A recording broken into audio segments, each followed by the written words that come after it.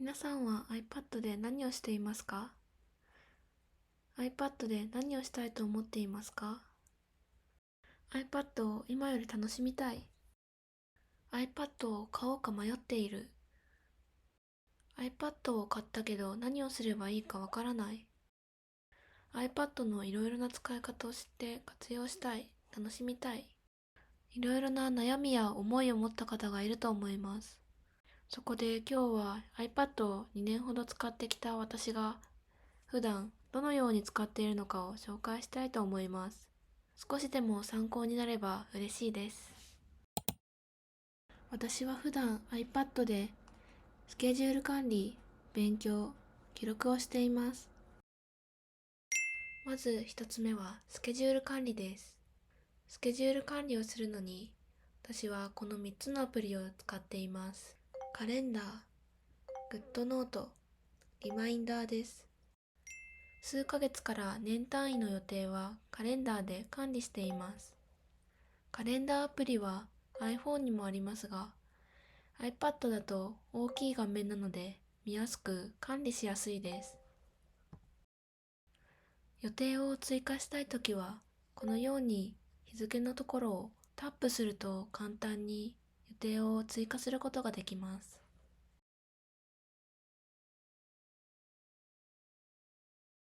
また、予定の変更があったときには、このように簡単に移動することができます。ウィークリーでは、時間ごとに予定を調整することができます。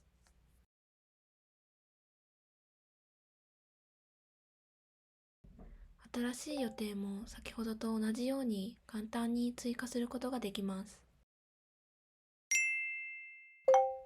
近々1ヶ月や1週間の予定は GoodNote を使って管理しています。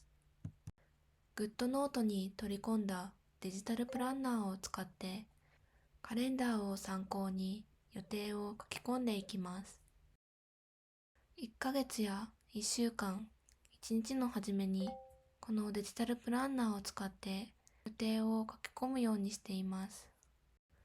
繰り返し使いたい文字やテキストはコピー&ペーストして複製したり、イラストを描いたり、絵文字を使ったりして楽しく描いています。また好きな色のペンやマーカーを使って楽しんでいます。カラーは後からでも変更できるのでとても便利です。また一日の終わりにはその日の振り返りをしています。しかし大事なスケジュールがある場合や予定がたくさんある日はデイリーページを利用して細かく予定を確認しています。そしてこのようにカレンダーアプリにドラッグ&ドロップして予定を追加していきます。予定の始めに絵文字を入れてアイコンのようにしたり、予定の種類ごとに色分けして楽しんでいます。色を変更するにはまずカレンダーの左上を押します。そして変えたい色のインフォメーションマークを押し、カスタムをして自分の好きな色に変更します。色が決まったら戻るを押して完了を押せば終了です。ホーム画面にカレンダーアプリのウィジェットを追加すると、このようにタイムスケジュールを確認することができます。カレンダーアプリのウィジェットは左上のプラスボタンから追加することができます。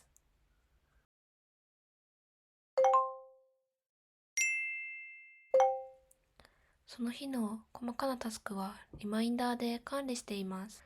iPhone とも同期できるのでとても使いやすいです。2つ目は勉強です。私は iPad で勉強もしています。紙で書く良さもありますが、iPad があればこのような何冊ものノートや参考書、資料などを iPad 一つにまとめることができます。私は主に iPad で語学の勉強や検定、資格の勉強をしています。まず一つ目の使い方は、紙の参考書とGoodNote です。ノートアプリがあれば、繰り返し使う単語は、投げ縄ツールという機能を使って簡単にコピー&ペーストすることができます。また、蛍光ペンで強調したい部分に印をつけることもできます。また、色を後から変えたくなったときは、簡単に好きな色に変えることができます。参考書に書いてある図や表を写真に撮ってノートアプリに取り込むこともできます。写真の上から図や表をなぞって自分なりの表や図、イラストなどを描くこともできます。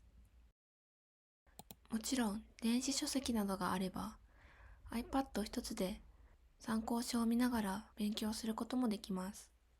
スクリーンショットをすることができるので簡単にノートに図や表を貼り付けることもできます。その上に書き込むこともできます。スプリットビューという機能を使ってGoodNoteを2つ開きながら勉強することもできます。また動画を見ながら勉強することも多いです。またサファリで YouTube を検索して動画を見ながら勉強することもできます。さらにサファリとGoodNoteを画面分割して勉強することもあります。サイトの画面をスクリーンショットしたり、テキストをコピー&ペーストしたり、URL を貼り付けたりすることも簡単でよく使っています。また、PDF 形式の書類をノートアプリに取り込んで書き込んだりもしています。ハイパーリンクがついている資料であれば、ハイパーリンクのついている部分を押すと、そのページに簡単に移動することができます。また、PDF 形式の授業資料や問題集であれば、それを見ながら授業を聞いたり、問題を解くこともできます。また、学習セットという機能を使って単語帳を作り、勉強することもできます。これは最近新しくできた機能で、私も今使っている途中なのですが、語学の勉強や検定や資格の勉強に使いたいと思っています。以前、スマート学習と同じような機能を持ったアプリを使ったことがありますが、復習して何度も学習したことで、用語を覚えることができたので、これからGoodNoteで活用していきたいと思っています。한국어ちなみにキーボードがあれば、キーボードで文字を書き込むこともできます。私は長い文章を書くときや気分を変えたいときにキーボードで文字を書き込んでいます。最後に私が勉強に集中するために使っているアプリを紹介します。私は勉強する前にこのアプリで集中する時間をタイマーに設定し、集中力を保つようにしています。ディープフォーカスモードという機能をオンにすれば、許可されていないアプリは使用することができないので、他のアプリの誘惑から遠ざけることができます。また、勉強時間に合わせて木が育っていく楽しさもあります。さらに集中した時間を記録してくれるので、とても気に入っています。3つ目は暮らしの記録です。私は iPad に日々の自分の暮らしの記録を残しています。月末にはその月にあった出来事を文字や画像とともに記録に残しています。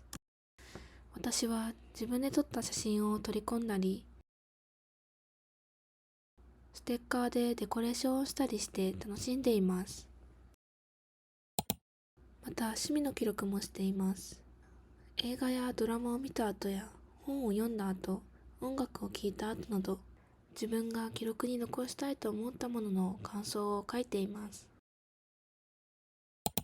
また、ウィッシュリストで書いた自分がやりたいことなどが達成した時の記録も行っています。私はこのようにステッカーの上に達成した日付を書いて記録に残しています。